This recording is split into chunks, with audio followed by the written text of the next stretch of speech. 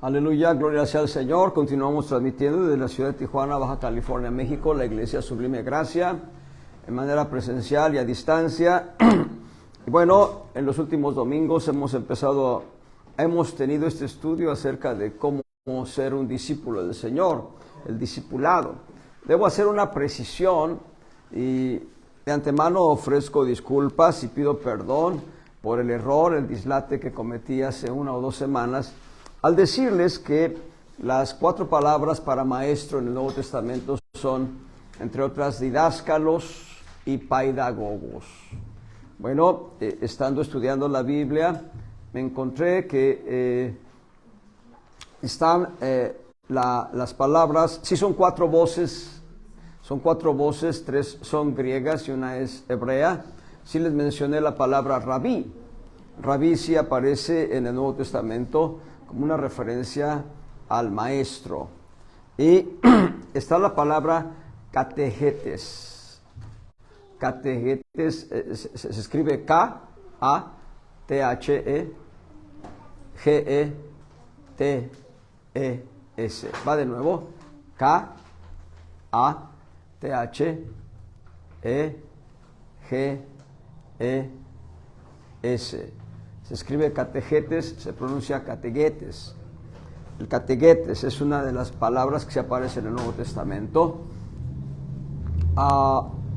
Les debo 2 palabras todavía. Una de ellas sí se las mencioné correctamente. Digamos, de las 4 voces que les di, 2 son correctas, 2 son incorrectas, pero voy a darles esto luego.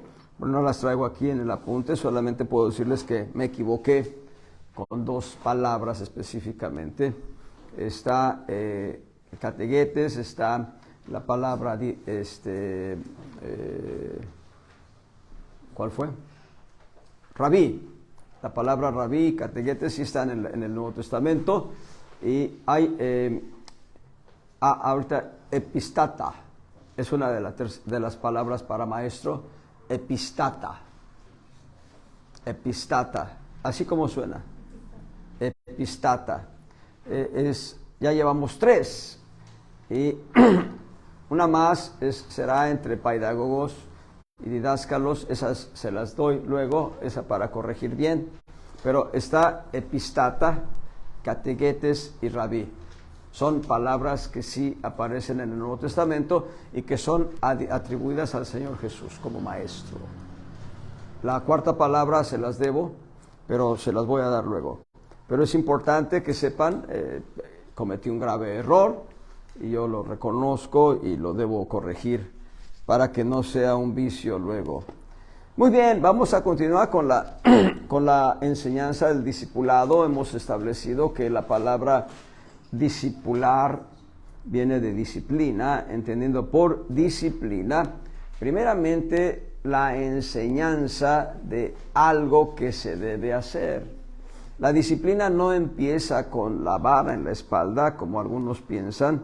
El colmo no es que le llamen disciplina, sino que le llaman castigo. Debo establecer que la palabra disciplina entraña por lo menos 3 pasos en el proceso. El primero es enseñar conducta, enseñar lo que se debe hacer. Es el primer paso de este proceso. El segundo paso es aplicación práctica de lo que se ha aprendido. Como pueden ver, en ambos pasos de este proceso no se habla de vara en la espalda. Una es enseñanza, otra es aplicación práctica, y finalmente, cuando la aplicación práctica no se lleva, cuando no hay una práctica de aquello que se ha enseñado, entonces viene la sanción, que es la vara en la espalda. Ahora, entendamos algo que es muy importante. Esto sí se los enseñé hace algunas semanas atrás, diciéndoles que en la Biblia hay preceptos o mandamientos que no tienen sanción, y hay mandamientos que sí tienen sanción.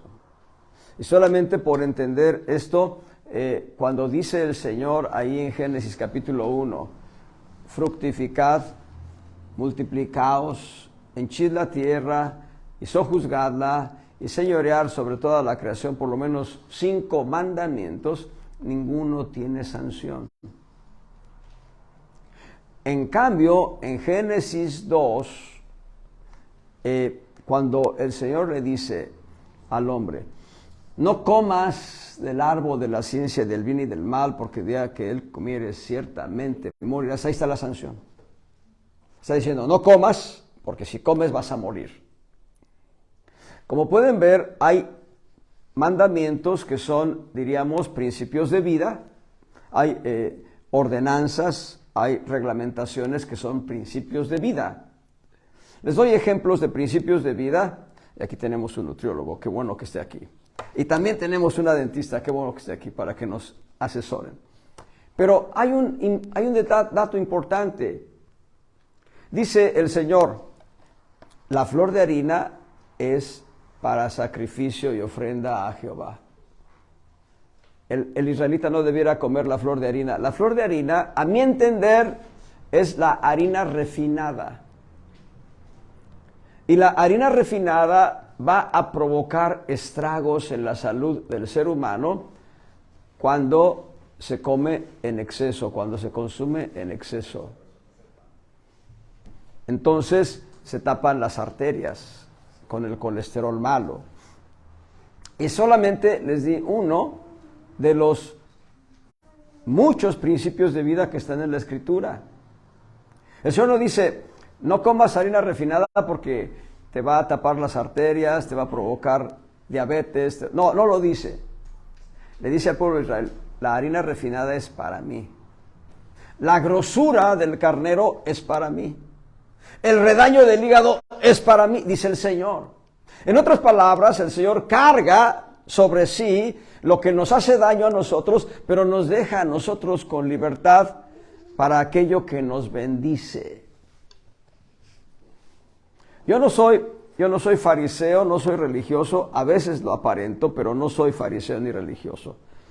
El camarón es un animal inmundo y muy delicioso, y yo me lo como con acción de gracias.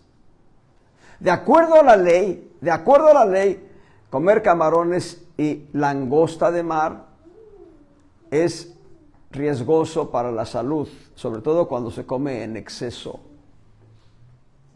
En tanto que comer carne de cordero sin grasa es saludable. Las águilas, uno de los platos favoritos de las águilas es el cordero. Y nosotros somos águilas y somos llamados a comer cordero. Bueno, voy a regresar al discipulado. Perdón por irme lejos.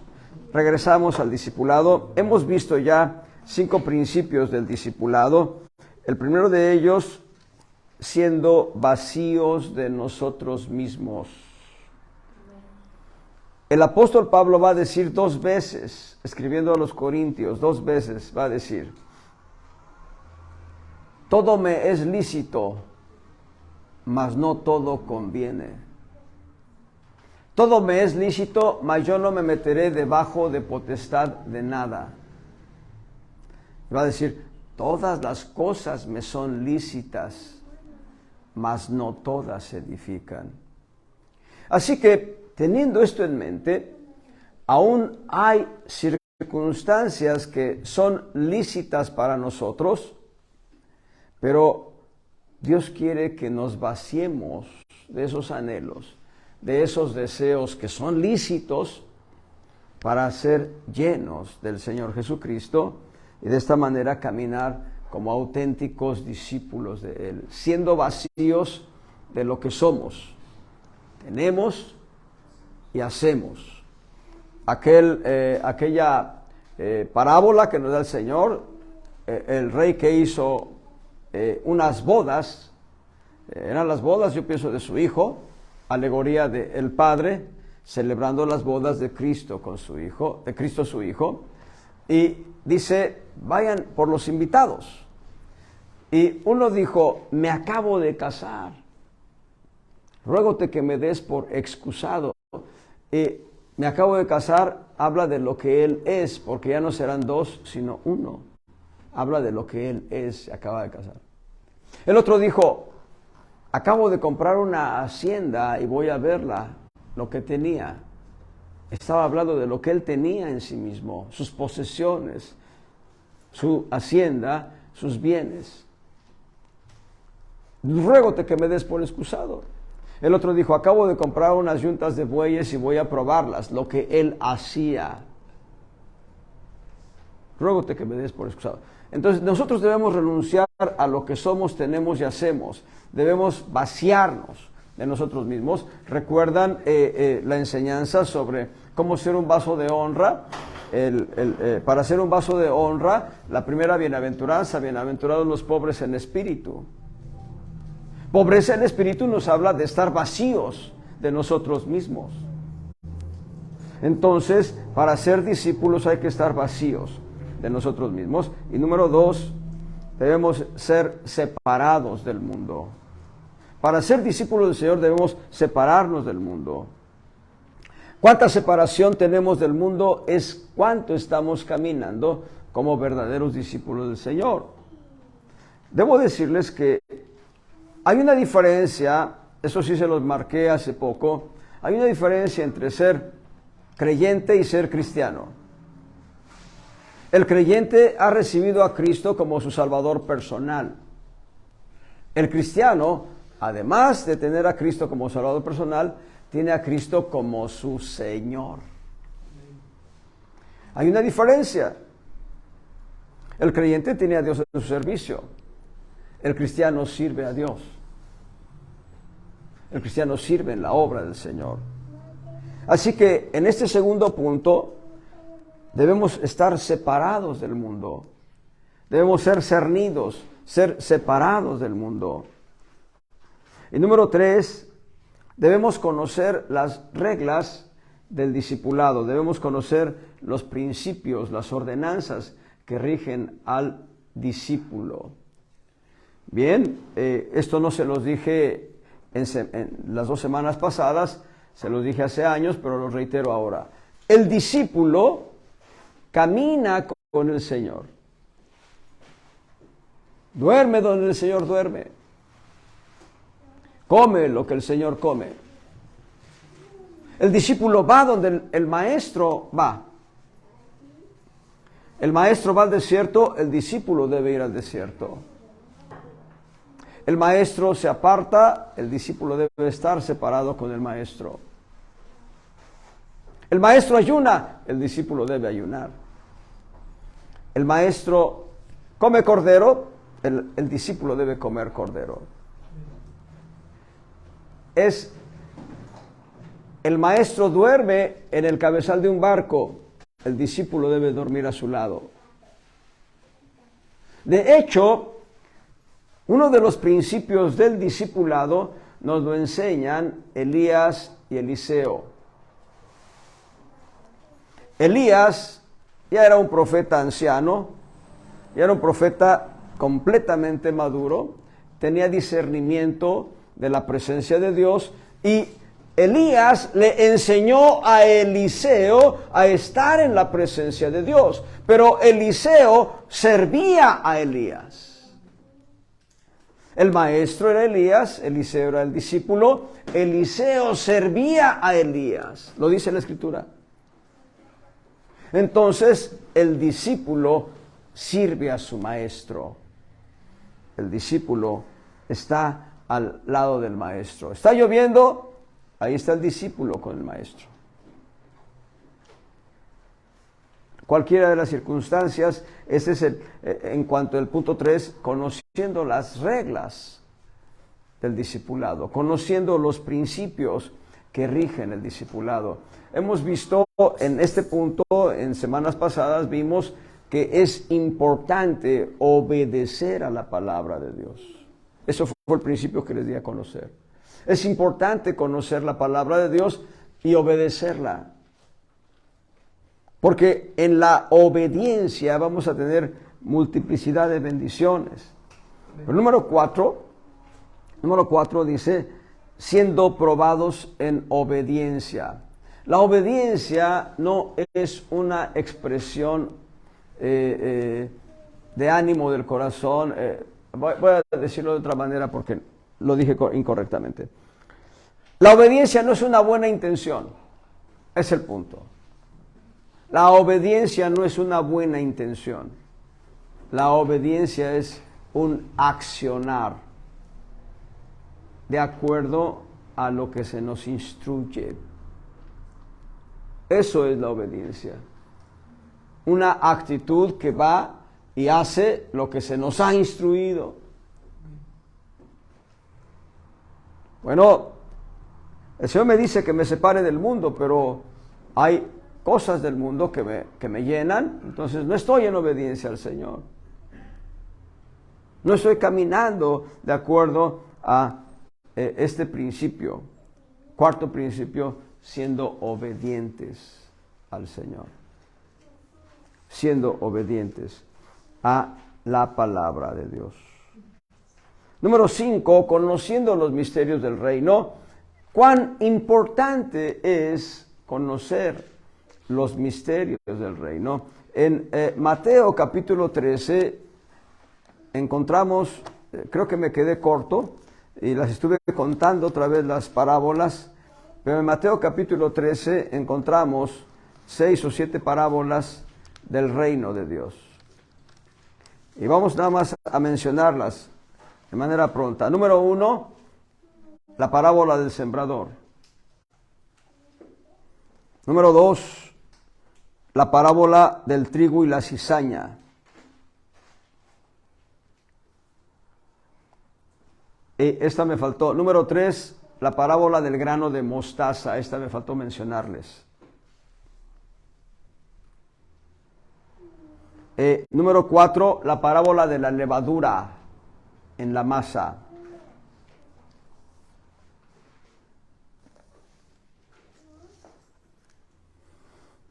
Número 5, la parábola del tesoro escondido en un campo.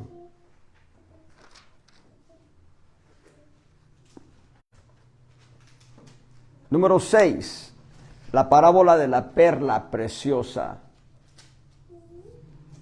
La perla de gran precio. Y número 7, la parábola de la red de pescadores. Son 7 parábolas del reino en Mateo 13. Y cada una nos va a dar principios específicos del reino de Dios. Dentro del Evangelio de Mateo hay 2 o 3 parábolas más que hablan también del reino. Están en capítulos posteriores. Hablamos solamente de manera enunciativa, sin tocar nada en detalle, de que hay varios misterios en la Escritura, y lo que les dije al final se los digo ahora al principio. Misterio es secreto escondido por Dios. Eso es misterio, secreto escondido por Dios. Revelado al que escudriña. Revelado al que escudriña. Lo acabo de leer en la mañana, no estoy seguro si lo puedo yo encontrar ahorita, pero hace unas pocas horas leí el proverbio que dice: gloria de Dios es encubrir la palabra, pero honra del rey es descubrir la palabra o descubrir el secreto. Lo acabo de leer apenas y olvidé el texto específico, olvidé la cita específica más bien. Pero entendamos, el misterio es un secreto que Dios quiere revelar a sus íntimos. No se trata de considerar el misterio como algo oculto que nunca, nunca, nunca se va a develar.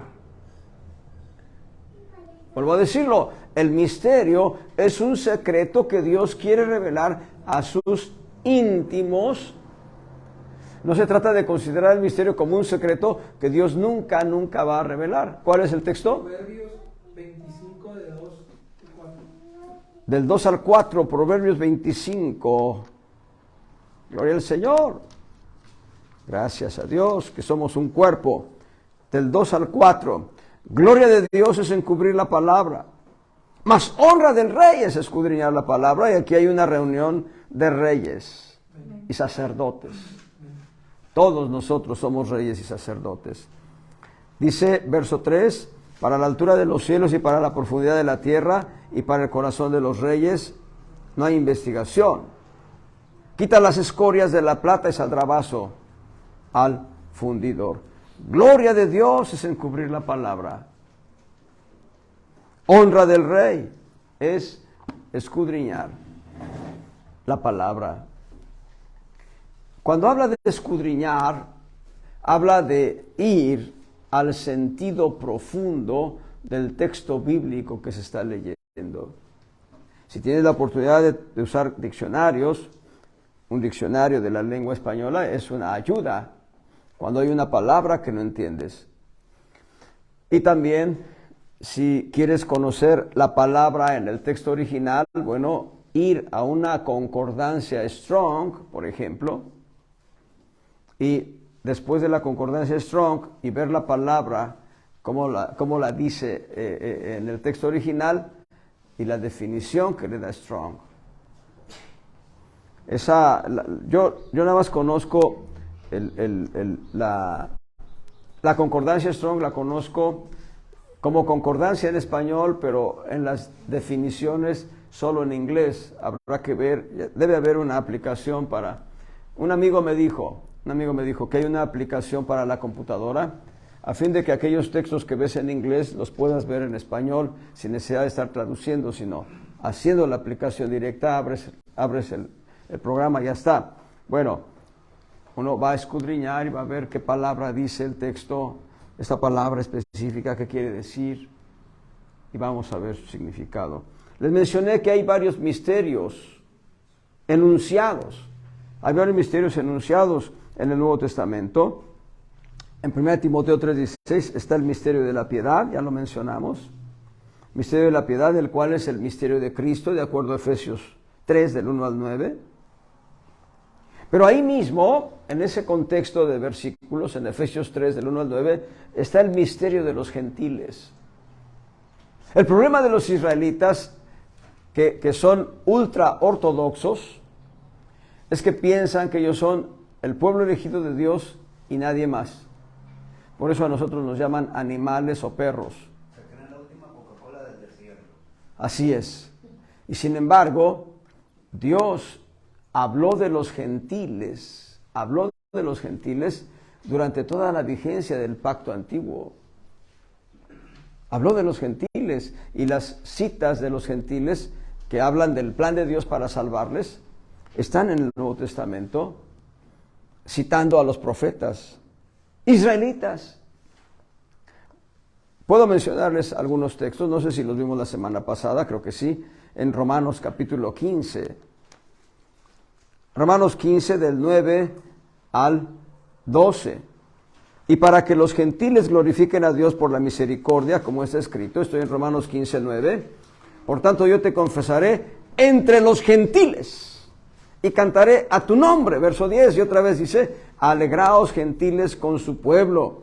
Verso 11, y otra vez, alabad al Señor todos los gentiles y magnificadle todos los pueblos. Y otra vez Isaías dice, estará la raíz de Jesé y el que se levantará a regir los gentiles. Los gentiles esperarán en él. Y si ustedes quieren saber cuáles son los textos bíblicos, está en 2 de Samuel 22:50. En el Salmo 18:49, palabra profética de David. Y está en Deuteronomio 32:43, cuando Dios le dictó la ley a Israel. Deuteronomio 32:43. En el Salmo 117:1. En Isaías 11:10, solamente por citar algunos textos bíblicos que hablan proféticamente de que los gentiles están en el plan de Dios, y ese plan de Dios es un misterio para los israelitas. Un misterio para los israelitas. Conociendo los misterios, el misterio de Cristo, el misterio de la piedad, el misterio de los gentiles, como Fíjese bien, los gentiles, de acuerdo a las palabras proféticas de Dios, los gentiles somos considerados, escuchen bien, herederos de Dios, incorporados, es decir, integrados al cuerpo de Cristo, consortes, es decir, con la misma suerte de Cristo o con la misma bendición de Cristo. Y estos tres principios hablan de la iglesia. En otras palabras, el misterio de los gentiles es el misterio de la iglesia de Jesucristo. Hay una palabra en el Nuevo Testamento, una de las epístolas, que habla de las inescrutables riquezas de Cristo. Inescrutables riquezas de Cristo. Y se los voy a poner en perspectiva para que lo entendamos. Ahí en Génesis, me parece que es el capítulo 24,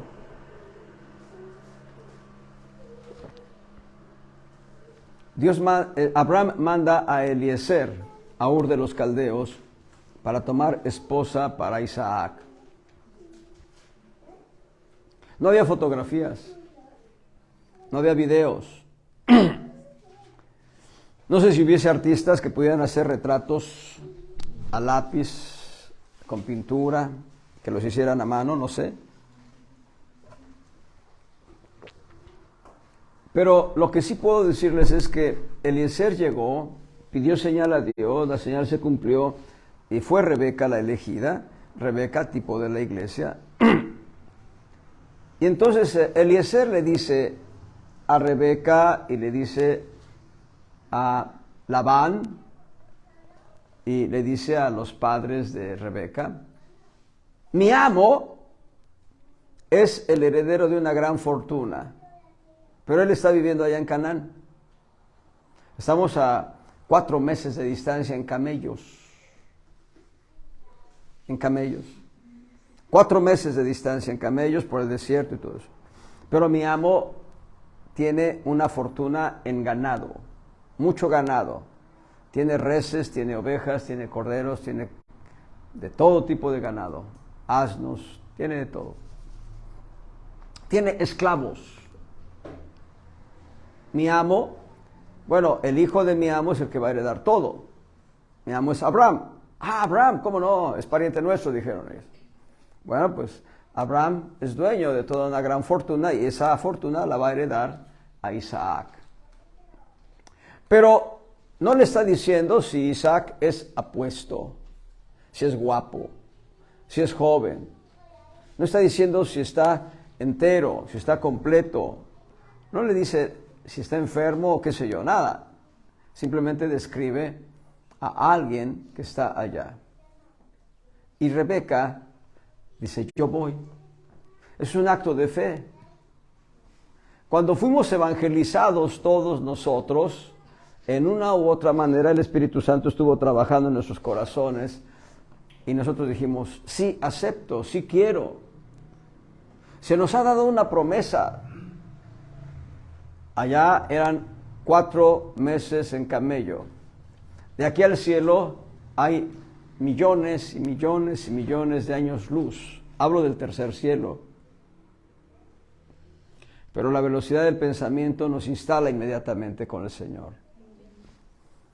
Entendamos las inescrutables riquezas de Cristo. ¿Cuáles son las inescrutables riquezas de Cristo? Es decir, aquello que no se puede investigar aquí en la tierra. Hay por lo menos 2 personajes, no sé cuántos más, pero hay por lo menos 2 personajes. 3. Hay 3 personajes, los cuales tuvieron una visión de temas que no les fue permitido revelar a los humanos. Daniel, el profeta Daniel, el apóstol Pablo y el apóstol Juan. No sé cuántos más haya, pero por lo menos estos 3. Daniel Dice, y esto, tú sellas las palabras, Daniel, porque esas no son para este tiempo. Tú sellas esas palabras. Y Pablo dice que vio cosas inefables que no le fue permitido dar a conocer. Y también a Juan, el apóstol Juan, se le dice, sella estas palabras y no las des a conocer. De esas inescrutables riquezas, nos habla este misterio. Pero les aseguro algo, si nos metemos a estudiar la Escritura con detenimiento, Dios va a darnos algunas pistas. Muy bien, me quedé muy atorado en el punto 5. Vamos al punto 6. Vamos al punto 6, teniendo relación con el Maestro.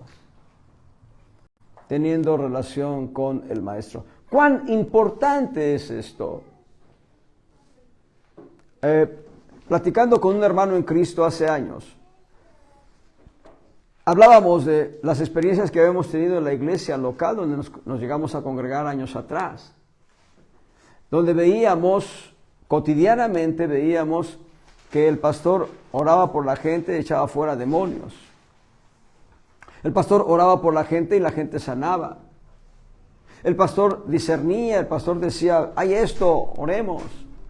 Les he contado el testimonio de ese barco que en aquella época no había celulares, ese barco que iba de Tampico, Tamaulipas, o Ciudad Madero, no recuerdo, un puerto de Tamaulipas, iba a Campeche, iba bordeando la costa del Golfo de México.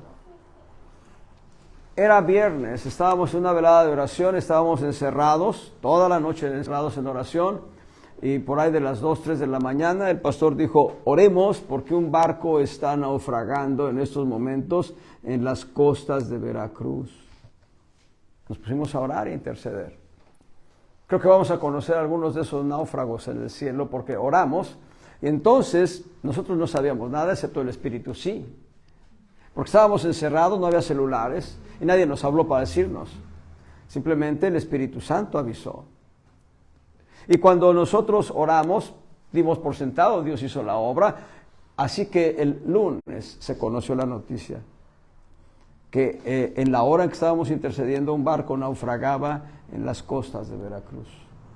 Pero que toda la gente se salvó, que no hubo alguna víctima que muriese, todos se salvaron. Bueno, se salvaron de la muerte en ese momento.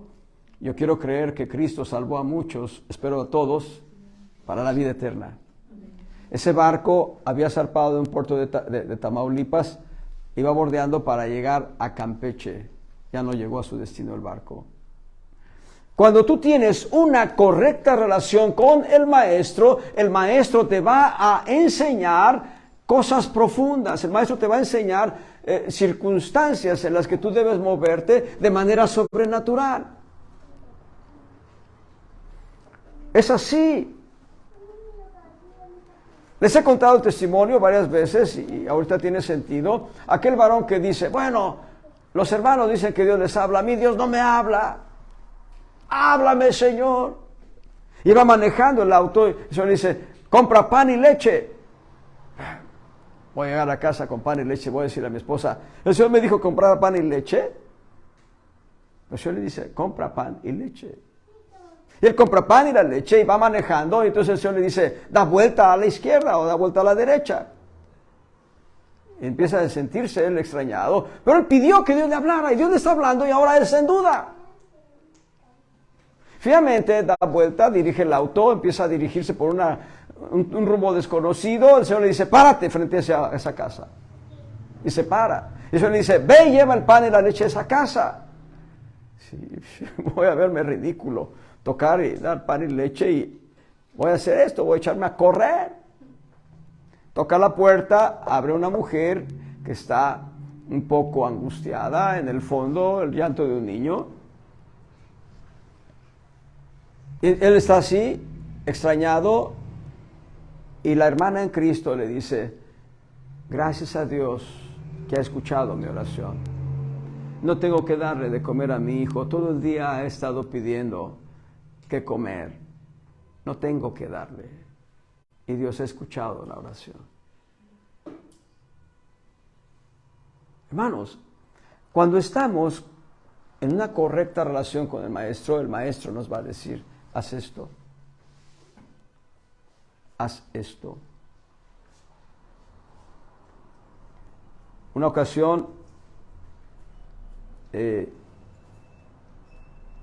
no sé por qué razón, bueno, sí sé por la razón, pero quiero decir que racionalmente hablando yo no sabía la razón, pero una ocasión me fui a Home Depot, hace ya años, ya tiene años, eso debe tener como 15 años o más. Me fui a Home Depot y entonces en el estacionamiento me encuentro de frente a Alex. ¿Quién es Alex? Era un miembro de la iglesia Unidad de México, el edificio de la arena, fue arena de box y lucha. Alex, un hombre fiel a esa iglesia, muy fiel. Él no me reconoció a mí, yo sí lo reconocí a él, lo saludé y al saludarlo me dice, oye, ¿tú eres de Cristo? Sí, yo también soy de Cristo. Dice, mira, tuve que venir aquí a comprar pintura, traje esta cadena, no traigo dinero, pero no me la aceptan la cadena para que me den pintura a cambio. Te doy la cadena, me dice, pero dame tanto de dinero. No te preocupes, le di el dinero, no necesité la cadena, pero Dios me envió a ese lugar para proveerle a este hombre para la pintura. Y yo no lo sabía. No era yo un discípulo muy entregado al Señor. Pero cuando tú tienes una correcta relación con el Maestro te habla cotidianamente. Les conté 2 testimonios. Uno, no encontraba mi Biblia de lectura, yo tengo varias Biblias en casa, pero hay una donde tengo la separación de mis lecturas, y entonces le dije, Señor, no sé dónde está la Biblia, guíame por favor.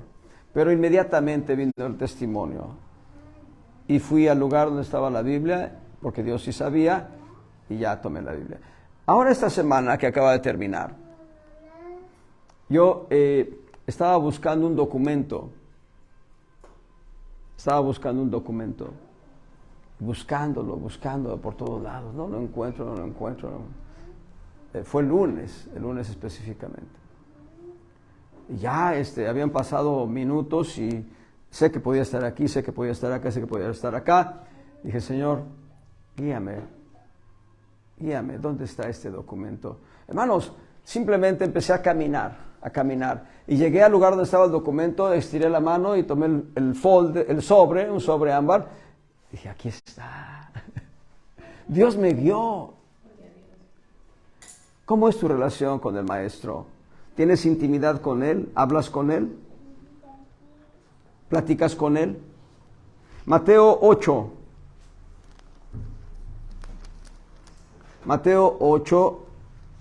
verso 16.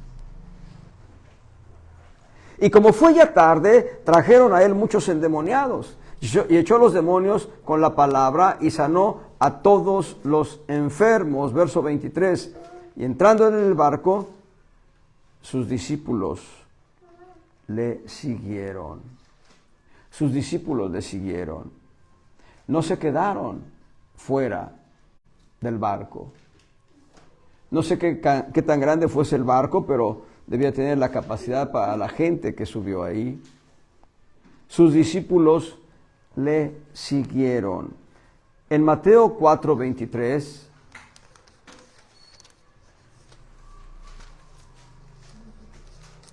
Mateo 4, capítulo 4, verso 23 de Mateo, y rodeó Jesús toda Galilea, enseñando en las sinagogas de ellos, y predicando el evangelio del reino, y sanando toda enfermedad y toda dolencia en el pueblo. Cuando hay una correcta relación con el Maestro, vemos lo que Él va a hacer de manera sobrenatural. Ya no terminé la idea, aquel varón del que estaba hablando yo, ese varón y yo platicábamos hace unos años, decíamos, bueno, en la iglesia donde nos congregábamos, sucedía esto. Y decía él, hoy no sucede, así decía él. Yo le dije, hagamos que suceda. ¿Saben? Es noticia que no me consta, pero yo supongo que sí es verdad. Me dijeron a mí que el pastor que yo tuve en México, ya está con Cristo él, el pastor que yo tuve en México me dicen que pasaba 2 horas orando, 2 horas en la presencia de Dios. Y Mateo va a decir algo interesante.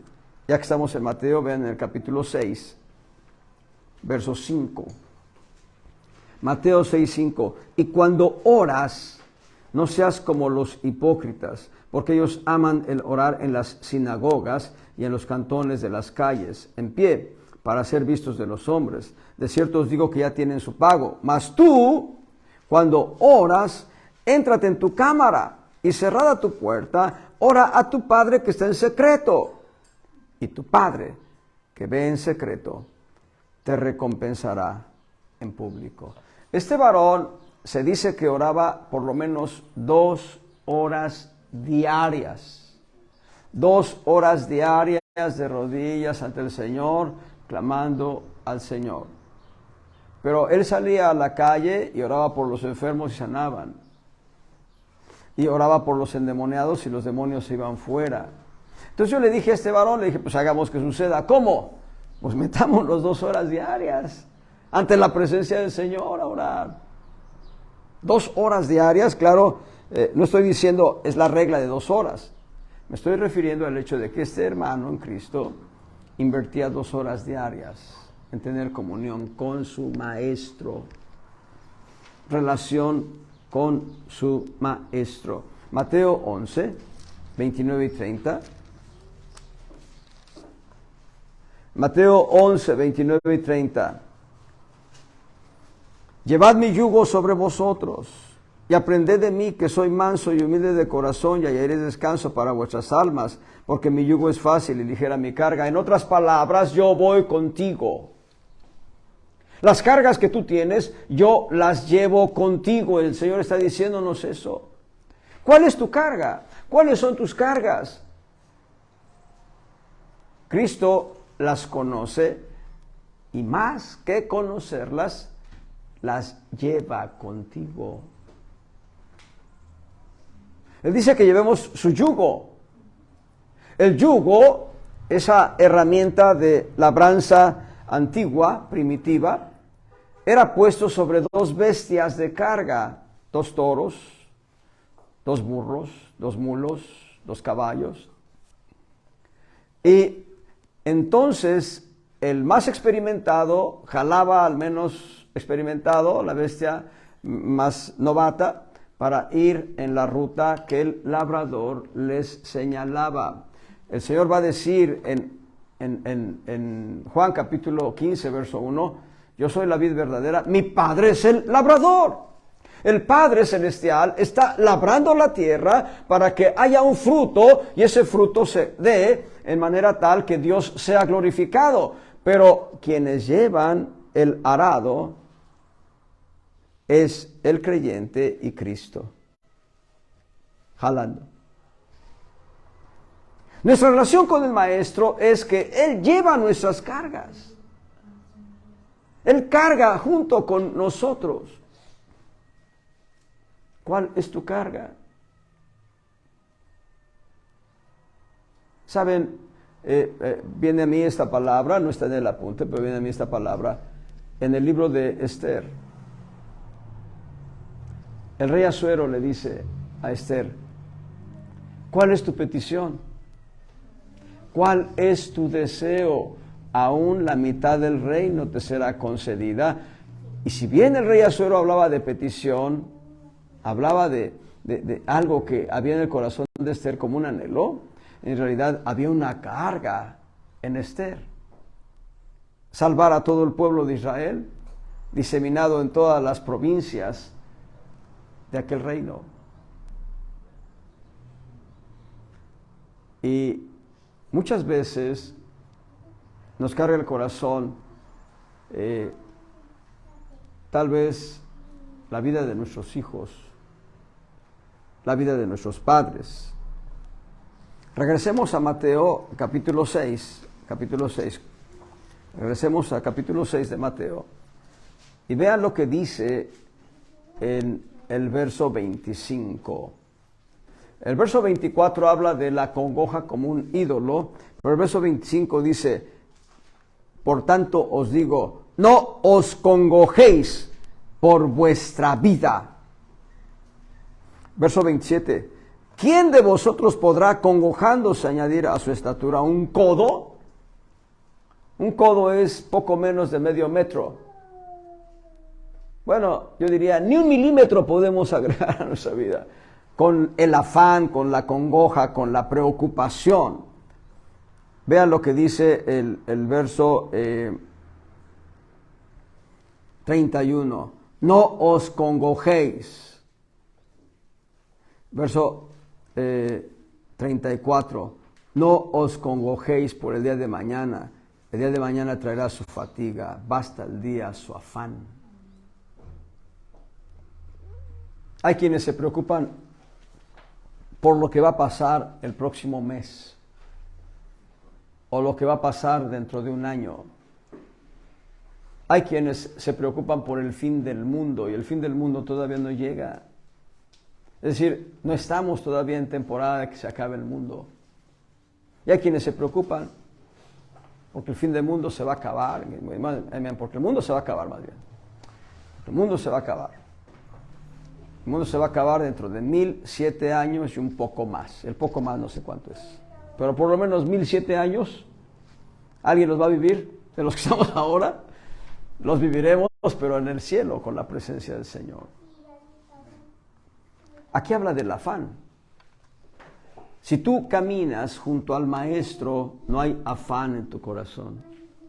Si tú eres discípulo del Maestro y convives con Él y platicas con Él, Él te sustenta, Él te alimenta,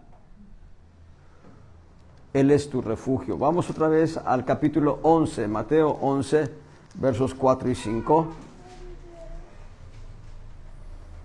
Mateo 11, versos 4 y 5. Respondiendo Jesús les dijo: id y haced saber a Juan las cosas que oís y veis. Los ciegos ven y los cojos andan, los leprosos son limpiados y los sordos oyen, los muertos son resucitados y a los pobres es anunciado el Evangelio. Gloria al Señor. Esto enseñaba de manera práctica el Señor Jesús a sus discípulos y sus discípulos empezaron a actuar en la misma manera. Cuando Pedro viene a aquel lugar donde estaba Dorcas tendida, sin vida, Pedro no dijo: en el nombre de Jesús reprendo al espíritu de muerte. Simplemente Pedro dijo: Tabita, levántate. Cristo hablando a través de Pedro. Cristo diciéndole: Tabita, levántate. Y Tabita se levantó. Un milagro sobrenatural, una manera sobrenatural de ver las cosas, porque Pedro lo aprendió de su maestro. Yo no soy evangelista, no estoy seguro de tener espíritu de evangelista, pero aprendí de un evangelista cómo se hacen las cosas. ¿Qué es lo que me hace falta? Hacerlo. Poner en práctica lo que aprendí de aquel evangelista que fue mi pastor en México. Mateo 10, versos 7 al 8.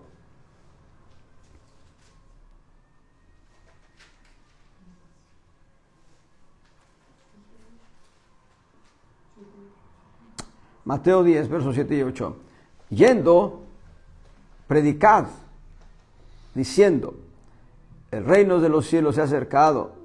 Sanad enfermos, limpiad leprosos, resucitad muertos, echad fuera demonios. De gracia recibisteis, dad de gracia. Esto les he mencionado. Washmani dice: esto es la vida cristiana normal. Esto es la vida cristiana normal. Es un reto para cada uno de nosotros. Pero Dios dice, el Señor Jesucristo está diciendo: que sanemos enfermos, que limpiemos leprosos, que resucitemos muertos, que echemos fuera demonios, porque hemos recibido de gracia. Vean cómo lo dice el Señor en Mateo 28, en el verso 18. Mateo 28, 18.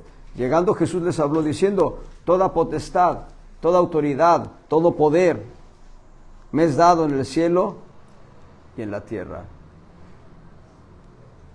Pero enseguida agrega: por tanto, id y doctrinad a todos los gentiles. Aquí está hablando de los gentiles otra vez. El Señor Jesús habla de los gentiles. Bautizándolos en el nombre del Padre, del Hijo y del Espíritu Santo, enseñándoles que guarden todas las cosas que os he mandado, y aquí yo estoy con vosotros todos los días, hasta el fin del mundo. Él está diciendo: porque todo el poder me ha sido dado a mí, yo lo doy a la iglesia para que la iglesia lo ejerza entre el mundo de los gentiles. ¿Hasta dónde somos discípulos? ¿Hasta dónde es nuestra relación con el Maestro? En las escuelas hay casos de alumnos que terminan la clase y se van, como si se hubieran robado una bolsa, salen rapidísimo. Pero hay alumnos que van con el maestro y empiezan a preguntar esto, lo otro, aquello. Hay una diferencia de actitud. Yo diría, esta actitud debiéramos asumirla frente a nuestro Maestro, que es Cristo, preguntarle, estar pendiente de lo que Él quiere para nosotros, caminar al lado de Él, vivir al lado de Él, comer al lado de Él.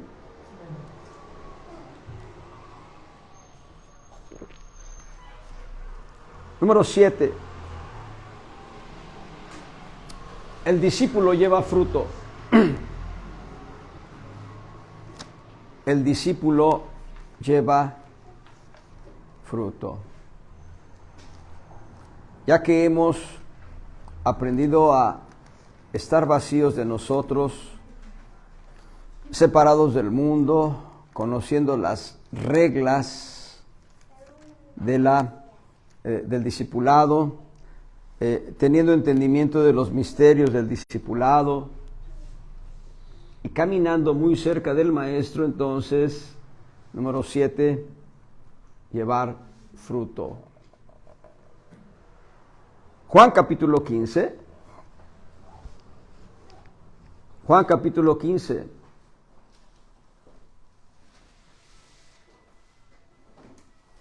Verso 8. En esto es glorificado mi Padre, en que llevéis mucho fruto y así seáis mis discípulos. Discípulos. Los discípulos llevan mucho fruto. Vean lo que dice los versos previos, el 1 al 7. Dice: yo soy la vid verdadera y mi Padre es el labrador. Todo pámpano que en mí no lleva fruto le quitará, y todo aquel que lleva fruto le limpiará para que lleve más fruto. Ya vosotros sois limpios por la palabra que os he hablado. Estad en mí, noten, estad en mí, y yo en vosotros. Como el pámpano no puede llevar fruto de sí mismo si no estuviera en la vid, así ni vosotros si no estuvierais en mí. Yo soy la vid, vosotros los pámpanos. El que está en mí y yo en él, este lleva mucho fruto, porque sin mí nada podéis hacer. El que en mí no estuviere será echado fuera como mal pámpano y se secará, y los cogen y los echan en el fuego y arden.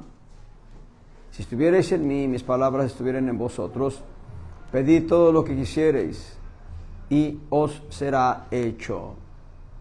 En esto es glorificado mi Padre, en que llevéis mucho fruto y seáis así mis discípulos. Destacando, vean el verso 2. Todo pámpano que en mí no lleva fruto le quitará, porque no es discípulo. Y todo aquel que lleva fruto le limpiará para que lleve más fruto. Lleva fruto y para que lleve más fruto. Y hay otro texto que dice mucho fruto. Lo acabamos de leer en el verso 8. En esto es glorificado mi Padre, que llevéis mucho fruto. Entonces, llevar fruto, más fruto, mucho fruto. Y el verso 16. No me elegisteis vosotros a mí, mas yo os elegí a vosotros, y os he puesto para que vayáis y llevéis fruto, y vuestro fruto permanezca. Que el fruto permanezca.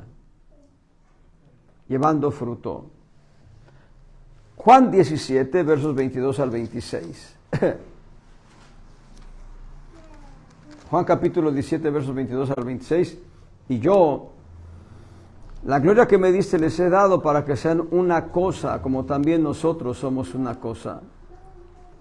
La expresión una cosa es muy simple, pero la intención es que caminen en unidad. Yo la gloria que me diste les he dado para que caminen en unidad, como también nosotros caminamos en unidad, el Padre y el Hijo. Verso 23.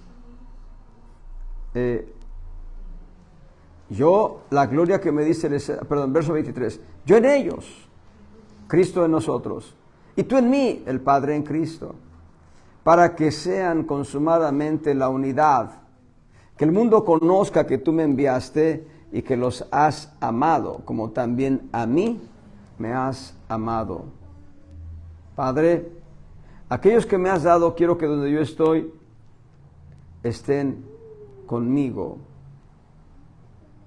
para que vean mi gloria que me has dado, por cuanto me has amado desde antes de la constitución del mundo. Padre justo, el mundo no te ha conocido, mas yo te he conocido, y estos han conocido que tú me enviaste. Yo les he manifestado tu nombre, y manifestarélo aún, para que el amor con que me has amado esté en ellos, y yo en ellos. Aquí está hablando de la gloria de Dios dada a los discípulos. La gloria de Dios ministrada por medio de Cristo a sus discípulos. Cuando nosotros hablamos de este principio número 7 de llevar fruto, nos referimos, vamos a ver, ¿qué tipos de frutos? Empecemos por Lucas capítulo 3.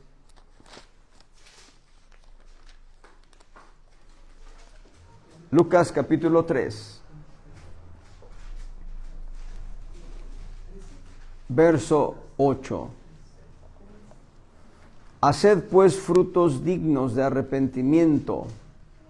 Frutos dignos de arrepentimiento. Debemos escudriñar en nuestras vidas dónde estamos fallando y arrepentirnos, esperando en el Señor que nos lleve a la condición de discípulos de Él. Frutos dignos de arrepentimiento, Lucas capítulo 3, verso 8. Lucas 3, verso 8. Filipenses 1.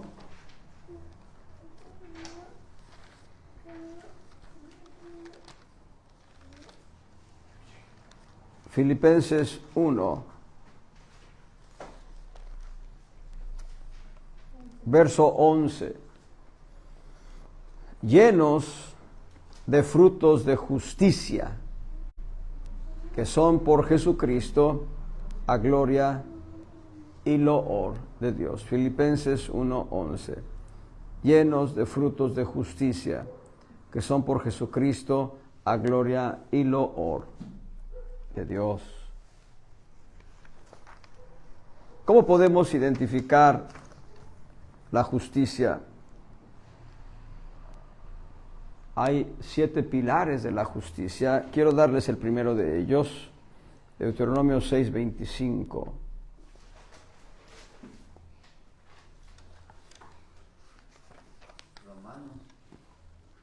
Romanos, por supuesto.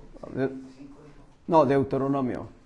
Deuteronomio 6:25. No, sí, Romanos tiene todo un tratado sobre la justicia de Dios. Claro, toda la epístola. Pero Romanos, ese es el primer principio, el primer principio de una vida de justicia, de un fruto de justicia. Romanos 6, otra vez, Deuteronomio 6, 25. Deuteronomio 6, 25. Y tendremos justicia cuando cuidaremos de poner por obra todos estos mandamientos delante de Jehová nuestro Dios, como Él nos ha mandado. Nada más. Nada más. ¿Para qué quieren los otros 6 pilares? Aquí tenemos una gran tarea. Pero frutos de justicia, dice el apóstol Pablo, escribiendo a los filipenses, llenos de frutos de justicia. Llenos de frutos de justicia. Y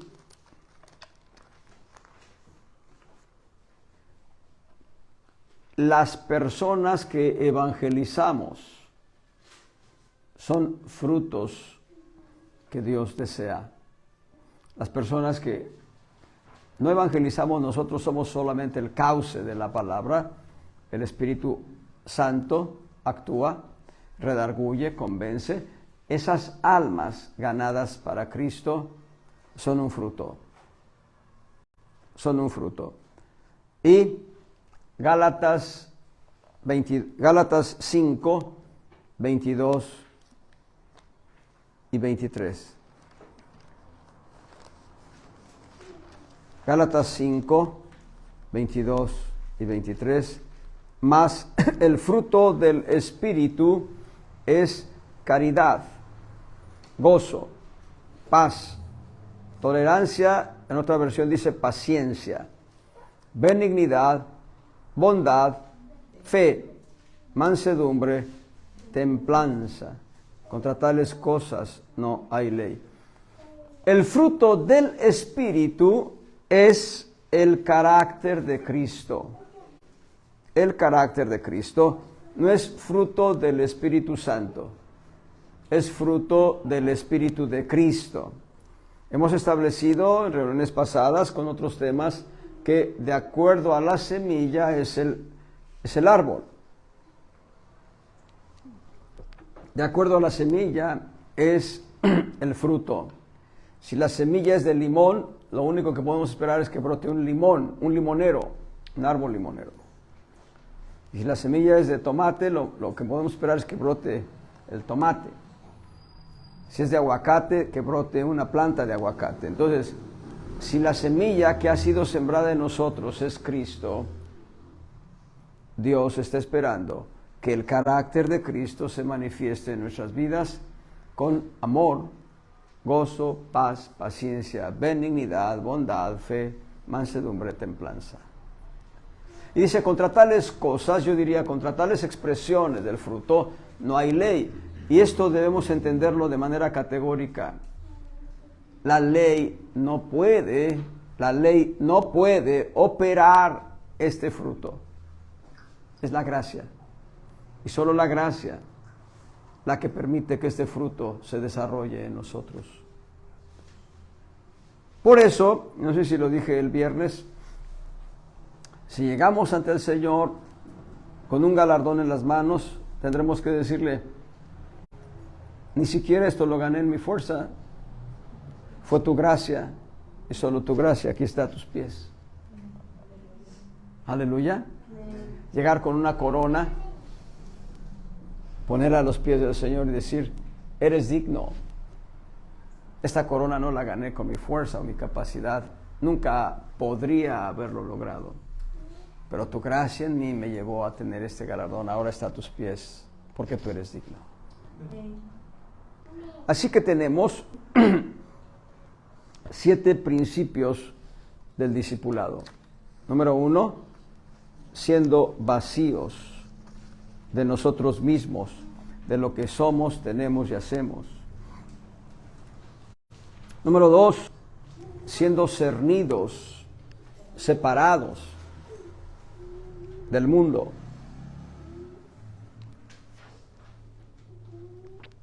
Número 3, conociendo las reglas, ordenanzas del discipulado. Número 4, siendo probados en obediencia. Número 5, conociendo los misterios del reino. Número 6, quiero darle otro golpe al clavo aquí ahora. Teniendo una relación con el maestro. Va un golpe final al clavo.